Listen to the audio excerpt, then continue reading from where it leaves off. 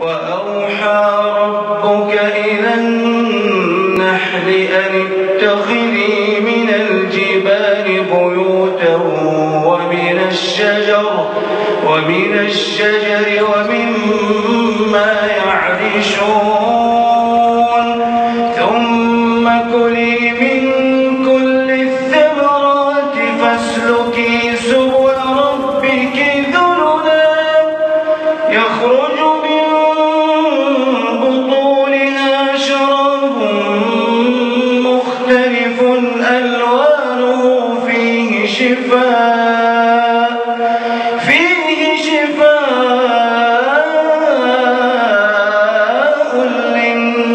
للناس إن في ذلك لآية لقوم يتفكرون.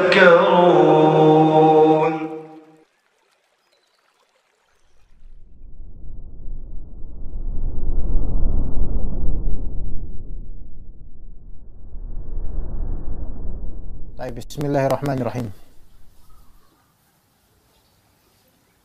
Alhamdulillahirabbil alamin wassalatu wassalamu ala sayyidil mursalin wa ala alihi wa sahbihi ajma'in. Allahumma 'allimna ma yanfa'una wanfa'na bima 'allamtana wa zidna bikaramika ilma ya rabbal alamin. Kita lanjutkan kajian kitab Kaifa Takunu Miftahan lil Khair. Bagaimana engkau menjadi kunci kebaikan. Kita di Al-Amru Tsani Asyar ya. Akhirnya yang 12, halaman 51 dari kitab ini. Qala hafizallah, berkata Syekh Abdul Razzaq hafizallah, Al-Amru Tsani Asyar. Perkara ke-12 yang menjadi poin atau kunci untuk menjadi kunci kebaikan. Al-hirsu ala nashril khair. Semangat dan berhasrat untuk menyebarkan kebaikan.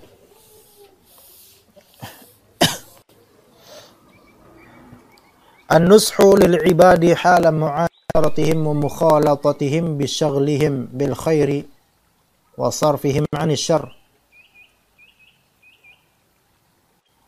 Yaitu menasihati hamba-hamba Allah Ta'ala ketika bergaul dengan mereka dan berbaur dengan mereka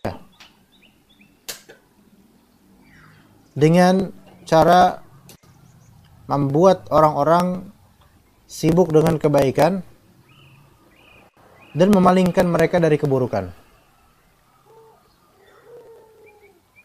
Ya, jadi kalau misalnya kita mau jadi kunci kebaikan, kita harus punya hirs, hasrat untuk menyebar kebaikan sesuai dengan bidang yang kita mampu, sesuai dengan kecondongan yang Allah berikan pada kalbu kita. Disebarin. Kalau misalnya kecondongannya di parfum, fadol di bidang itu. Alwi kecondongannya,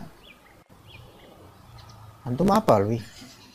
Anda nggak melihat antum ada kecondongan apapun. Ketaatan kepada majikannya, nah itu bisa. Ikin condongannya di editing. Abu Ja'far di kopi juga.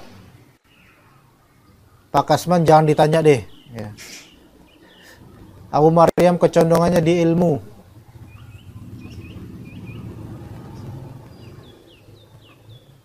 Pak Neman kecondongannya di membawa barang. Nah, tuh. Kan kebaikan juga, Pak. Nah, ketika bermuasyarah dan bermukhalatah, dan muasyarah mukhalatah itu adalah kebaikan muslim. Sebagaimana kata Nabi sallallahu alaihi wasallam, al-mu'minul ladzi yukhalitun nasa wa yasbiru ala adahum khairum minal mu'minil ladzi la yukhalitun nasa wa la yasbiru ala adahum. Orang beriman, orang muslim yang berbaur dengan orang-orang dan siap bersabar atas adza, yaitu celaan, hasadnya orang, omongan orang, sabar dia, itu lebih baik daripada orang muslim yang tidak mau berbaur sama ikhwan, tidak mau berbaur sama orang-orang eksklusif, mungkin karena Ustadz Kabir mungkin, dan nggak mau sabar sama tingkah beberapa orang. Bahkan umat ini, ikhwan, masyarakat ini berhajat untuk diayomi oleh ulama, ada dai. Dan pengayoman itu bukan hanya di podium dan mimbar, melainkan di antara rumputan, yaitu di bawah dia bersama gitu. Yaitu nasihat, menyebar kebaikan walaupun di warung, walaupun di jalanan. Bisyaghlihim bil khair, supaya mereka sibuk dengan kebaikan dan terhindar atau sarfihim 'anil syarr, yaitu memalingkan mereka dari keburukan. Berkata Nabi SAW, ad-dinun nasihah. Ad-dinun nasihah, ad-dinun nasihah. Agama adalah nasihat. Dan nasihat itu ismun jami'un likulli ma uridu bihi khairan fi syara' gitu loh. Nasihat adalah suatu term yang mencakup seluruh hal yang diinginkan darinya kebaikan secara syariat. Nah, itu nasihat. Begitu. Maka kalau antum menafkahi atau bukan, antum sedekah, itu bisa menjadi nasihat. Karena itu tetap itu fi'il ma'ruf urida bihil khair syara'an. Jadi nasihat itu adalah ismun jami'un likulli ma'rufin syara'an. Ya, makanya agama itu adalah segala hal yang ma'ruf. Dan ma'ruf itu baik sedekah, jihad, dan seterusnya, itu nasihat. Ya, dan bab nasihat itu bukan hanya lewat lisan, lewat tangan, bisa lewat pakaian. Bahkan ketika antum berjalan menuju masjid atau musola, ketika orang-orang masih aja khawatir ke musola atau masjid karena pandemi dan virus dan delta dan seterusnya, antum jalan dengan pakaian busana yang menunjukkan antum mau ke masjid, maka ini bisa menjadi fi'il ma'ruf dan nasihat. Dan ini agama juga, antum dakwah dengan cara ini gitu loh. Dan ini nasrul khair. Iya. Kemudian kata beliau hafizallahu, wala yakunul insanu miftahan lil khairi illa idza kana fi kulli majlisin min majalisihi harisan ala nasril khair. Seorang insan tidak menjadi kunci kebaikan kecuali kalau misalnya di setiap majelisnya, majelis ini bukan majelis taklim, enggak mesti majelis taklim, teman duduk kita kumpul bareng, itu dia ada haris, ada keinginan kuat untuk menyebar kebaikan, hatta walau sekadar memberikan kopi, hatta walau bukan dia mengasih air kopinya, bukan, tapi dia yang menuangkannya, nasrul khair gitu loh. Ada keinginan pengen berkontribusi secara ikhlas, ada keinginan untuk itu. Seperti apa ya? Seperti kecanduan untuk berbuat baik dalam konteks yang cocok gitu loh. Iya, dalam konteks yang cocok. Nah, Ibnu Qayyim punya kalimat yang beliau kalimat tersebut beliau tuturkan dalam rangka menanggapi ayat Allah Ta'ala, yaitu Nabi Isa AS, wa ja'alani mubarakan aynama kuntu. Nah, semoga Allah Ta'ala menjadikan diriku diberkahi dimanapun aku berada. Masya Allah. Bisakah kita menjadi seorang muslim yang dimanapun kita berada, kita berkah gitu loh. Dan berkah itu kan ziyadah. Berkah itu adalah subut, ziyadah, dan nama. Berkah itu tetap, tapi bertambah dan tumbuh gitu loh. Itu berkah. Jadi berkah itu bukan sebatas gitu-gitu aja, tapi ada yang bertambah, ada yang tumbuh gitu loh. Wa ja'alani mubarakan aynama kunt. Kata Ibnu Qayyim, maksudnya di sini adalah mu'alliman lil khairi da'iyan ila Allah, mudzakiran bih, muraghiban fi ta'atih. Yaitu semoga Allah menjadikan diriku berkah dimanapun aku berada, yaitu semoga Allah jadikan diriku sebagai pengajar kebaikan, penyeru kepada jalan Allah, pengingat orang-orang menuju Allah, dan pembuat orang-orang termotivasi untuk berbuat taat kepada Allah. Fahadha min barakatir rajul. ini termasuk keberkahan seseorang. Jadi dimanapun dia berada, ikhwan. Apalagi kita nih ahlu sunnah, ya, orang-orang tuh memberikan atau mempunyai ekspektasi lebih terhadap kita dibandingkan selain ahlu sunnah, ya. Dari pakaian antum kelihatan antum, wah nih salaf ini, cingkrangan, bajunya ada logo di sini, ya, ketahuan nih salaf ini. Maka orang akan, Waalaikumsalam warahmatullah, orang akan menanam ekspektasi, harapan, berharap kepada kita lebih dari pihak lain, ya. Fulan nih soleh nih kayak ini, kalau saya mau bertanya agama ke dia, antum akan dilihat akuan antum, perilaku antum, dan seterusnya. Maka coba, walaupun kita misal di warung, minimal kita sebagai orang yang haris ala nasril khair, ajarkan orang perlahan-lahan. Mungkin bisa dimulai dari pintu sedekah dulu supaya orang itu terbuka hatinya. Mungkin butuh waktu gitu. Kadang sebagian orang nggak mau langsung diceramahin, ya. Anda sampai di suatu tempat ekspedisi pengiriman, ikhwan. Anda ceramah di situ didengar, ya. Dan mungkin kalau Anda bawa burung itu juga didengar juga itu, ya. Karena pergaulan yang baik, muasyarah dan mukhalatah yang baik, alhamdulillah. Dan beberapa hal yang tidak mau Anda ceritakan. Pokoknya kalau Anda katakan kepada orang itu, Mas, Bang, Dek, Mbak, coba kayak gini, nurut mereka. Anda ajarkan doa. Selama lagi sepi nggak ada konsumennya, Anda ajarkan doa, apalinnya. Mau? Sekarang coba, misalnya antum sekarang ke salah satu ekspedisi, wahana misalnya. Ada operatornya kan? Datang antum, paket nggak bawa gitu. Datang. Akhi, coba angkat tangan. Anda mau ngajarin doa. Ya, kira-kira apa jawaban mereka? Bapak di sini mau ngapain gitu loh? Ini bukan tempat buat doa, Pak, buat pengiriman paket. Tapi kenapa kita bisa, ikhwan, mempengaruhi orang menuju kebaikan? Nasrul ilmi, orang terbuka dengan itu. Karena pertama tentu itu izin Allah. Kemudian seterusnya ada muasyarah dan mukhalatah. Karena kalau kita tidak berbaur, kita tuh majhul bagi orang. Kata mereka, tidak kenal maka tidak sayang. Setelah kenal, panggil aja sayang. Ya nggak Pak Kasman, Masya Allah. Udah mulai nih Pak Kasman, udah mulai panasnya. Ya. Nah, maka setelah itu kan ada pengenalan. Kemudian berbuat baik. Dan juga, gini, hatta antum berbuat baik, misal antum baik sama dia. Tapi kalau antum nggak punya hirs ala nasril khair, nggak ada manfaat, cuman berbuat baik doang. Maka kalau bisa, kalau Mas, alhamdulillah antum orang yang baik, kita orang baik, alhamdulillah, suka ngasih kopi, suka ngasih ini, suka ngasih itu. Semoga Allah tanamkan pada kalbu kita al-hirs ala nasril khair. Hasrat untuk menyebarkan kebaikan, bukan sebatas dekat gitu loh. Adalah kira-kira saya berkontribusi terhadap hidupnya dia gitu. Ini yang diinginkan. Wa ja'alani mubarakan aynama kuntu.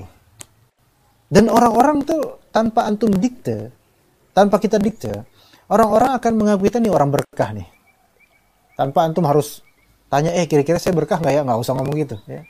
Orang akan melihat, nih orang nih berkah nih karena dia baik sama semua orang dan pengen, dan kerasa auranya itu hijau, pengen memberikan kebaikan ke orang-orang. Begitu. Dan ini tidak menunggu antum kaya, bahkan tidak menunggu antum jadi ustadz dulu. Hatta antum ajarkan, hari ini udah istighfar belum? Antum gitu, tapi dengan cara yang baik. Dan kalau antum udah kenal dengan orang ya, kok antum belum kenal sama orang, antum nantangin itu namanya. Orang naik motor, Pak, bentar Pak, udah istighfar belum? Emang saya kenapa? Saya salah apa istighfar gitu? Ya kalau udah kenal ya. Gitu. Fahadha min barakatir rajul, ini termasuk keberkahan seseorang. Wa man khala min hadza faqad khala minal barakah. Orang yang terlepas akan hal ini, enggak ngajarin orang sedikit pun dari ilmu atau faedah ya menuju ketaatan, maka orang yang enggak punya hasrat seperti ini, maka hilang darinya berkah. Dia nggak punya berkah, orang biasa. Wa muhiqat barakatu liqa'ihi wal ijtima'i bihi. Dihapus keberkahan bertemu dengan orang seperti ini dan berkumpul dengannya. Nggak ada berkah-berkahnya. Nggak ada berkah-berkahnya berteman dengan orang yang seperti ini, ikhwan. Kalau kita mendapatkan ada orang seperti itu, minimal jangan kita yang seperti itu. Kitalah yang kemudian memberikan kebaikan padanya. Wa qad marra fil hadits mutaqaddimi qaulun Nabi sallallahu alaihi wasallam, ada yang sebelumnya di awal-awal kitab ini, kata Nabi sallallahu alaihi wasallam, khairukum man yurja khairuhu wa yu'manu syarruh. Sebaik-baik kalian adalah yang diharapkan kebaikannya dan orang merasa aman dari keburukannya. Ya, sebaik-baik kalian adalah siapa yang kebaikannya diharapkan oleh orang dan keburukannya orang aman darinya itu. Semua dari anak sampai dan kita semua memiliki potensi baik dan juga memiliki potensi keburukan, itu pasti. Tapi kita mengaktifkan potensi baik kita semaksimal mungkin untuk orang secara muta'addi, secara transitif, sehingga membutuhkan objek dan korban kebaikan. Dan orang kemudian ketika melihat kita, menanti kebaikan kita, mengharap kebaikan kita, dan mengingat ini orang baik gitu loh, kalau bisa. Ini khairukum ini. Dan sebaliknya, wa yu'manu syarruh. Orang merasa aman dari keburukannya. Dan sebaliknya, dibalik, wa syarrukum man la yurja khairuhu wa la yu'manu syarruh. Seburuk-buruk orang di antara kalian adalah yang tidak diharapkan kebaikannya.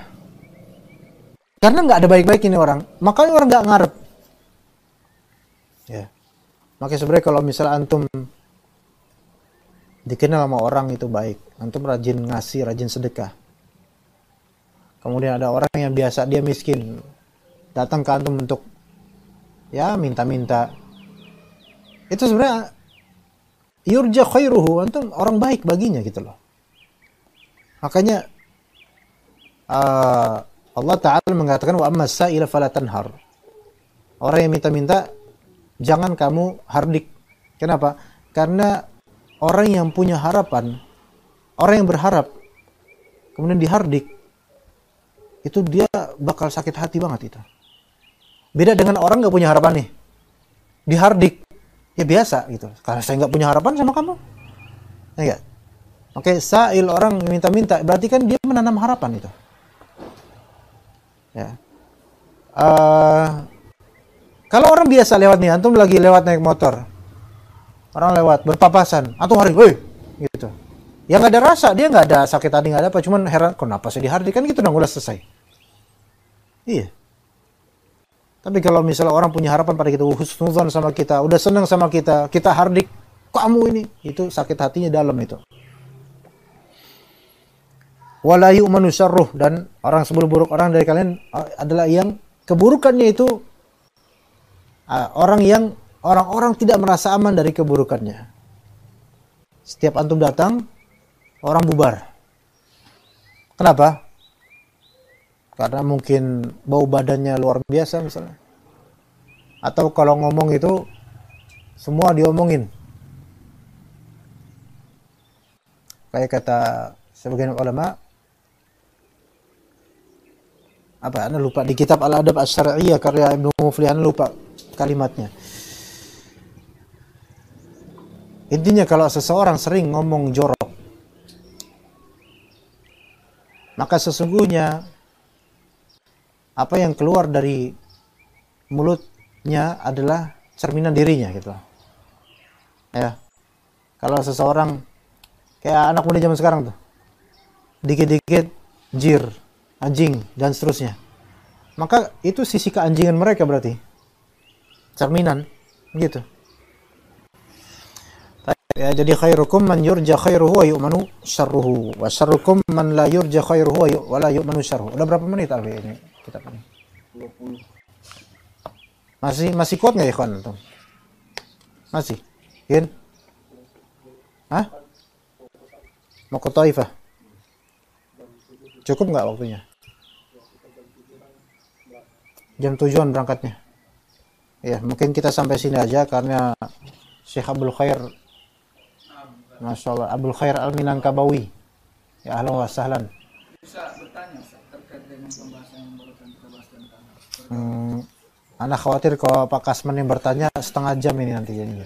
Boleh bertanya singkat, boleh, fadhol. Jadi gini Ustaz, terkait dengan kita bergaul, kita katakan bahwa seorang muslim itu lebih bagus dia bergaul dan bersabar terhadap gangguan Ya, atau betul. yang terjadi di dalam pergaulan itu. Betul. Baik atau Bismillah. buruk. Nah, dalam hal ini di dalam pergaulan, acapkali kita mendapatkan sesuatu dari teman kita bergaul atau masyarakat kita itu sesuatu yang dari sisi syariah itu tidak benar.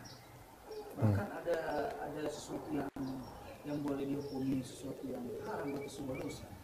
Tapi karena orang ini hanya dia berharap misalnya kebaikan, atau mungkin dia takut akan terjadi permasalahan ketika menasihati seseorang yang melakukan keburukan itu, sehingga dia berdiam dari hal seperti itu untuk menghindari potensi masalah yang akan lebih berat. Dan ini banyak terjadi di kalangan kita, bahkan orang-orang yang sudah menuntut ilmu kaum salafiyin dengan alasan nanti mudaratnya lebih besar, nanti akan terjadi begini dan begini.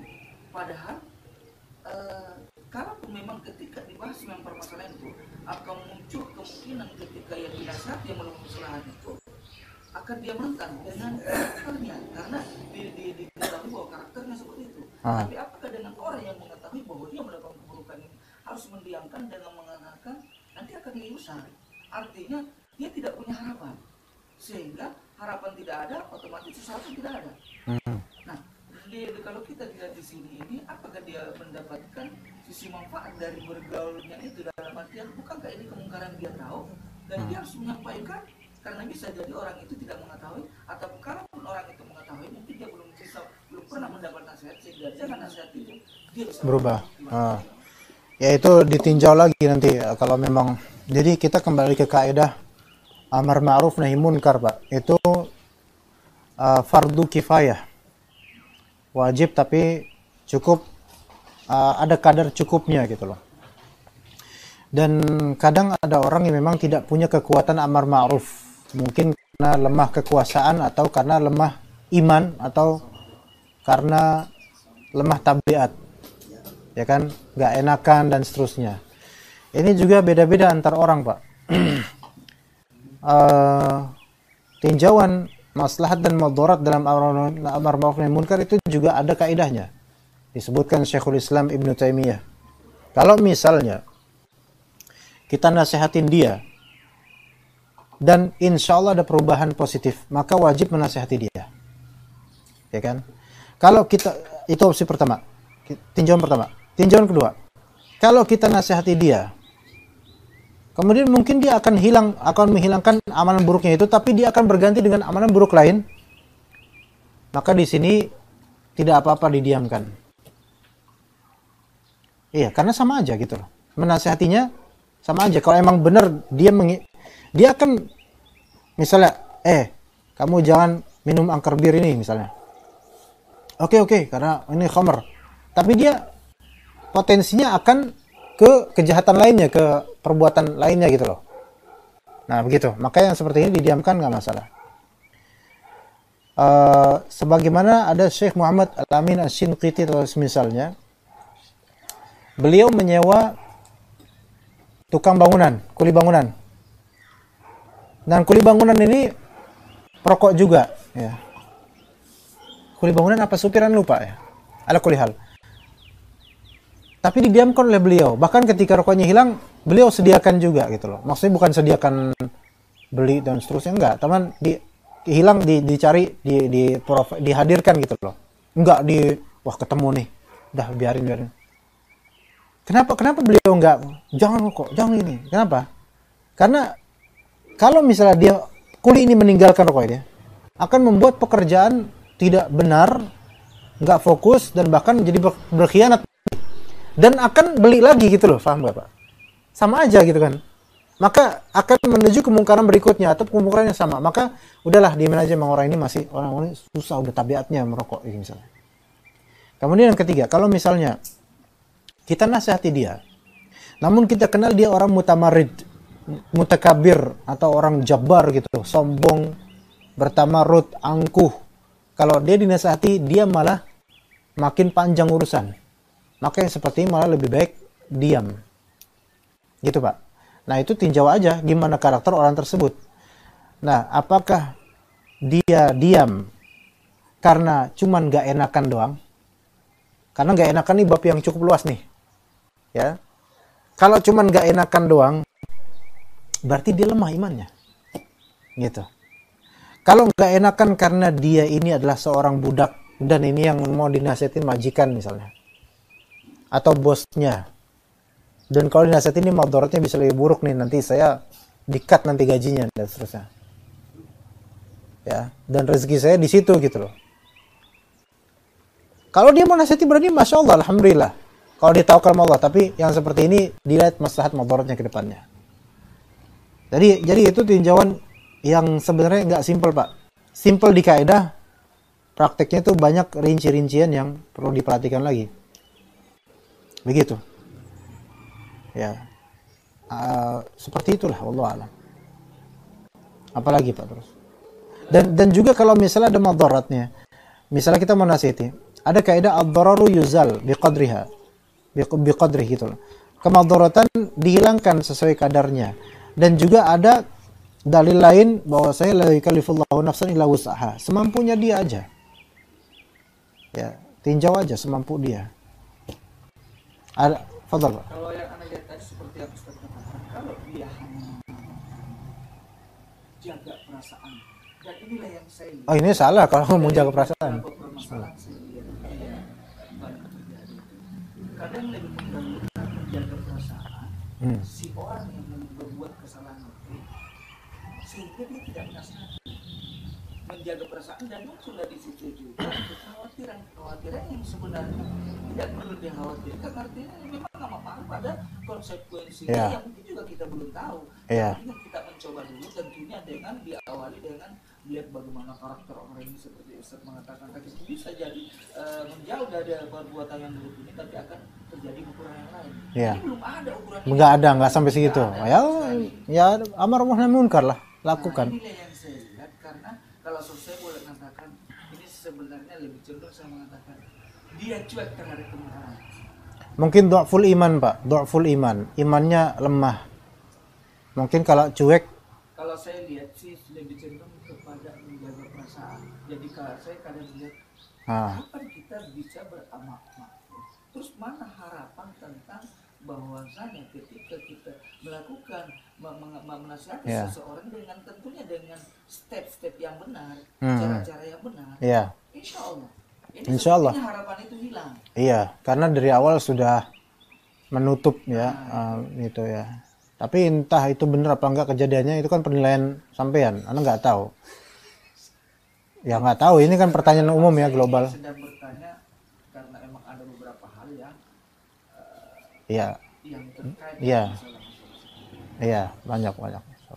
Saya pikir, Anda pikir cukup sampai sini Pak ya, karena bisa sampai zuhur ini kalau misalnya pas mananya ini. Baik, wassallallahu ala nabiyyina Muhammad wa ala alihi washabihi ajma'in. Subhanakallahumma bihamdika asyhadu an la ilaha illa anta astaghfiruka wa atubu ilaik. Assalamualaikum warahmatullahi wabarakatuh.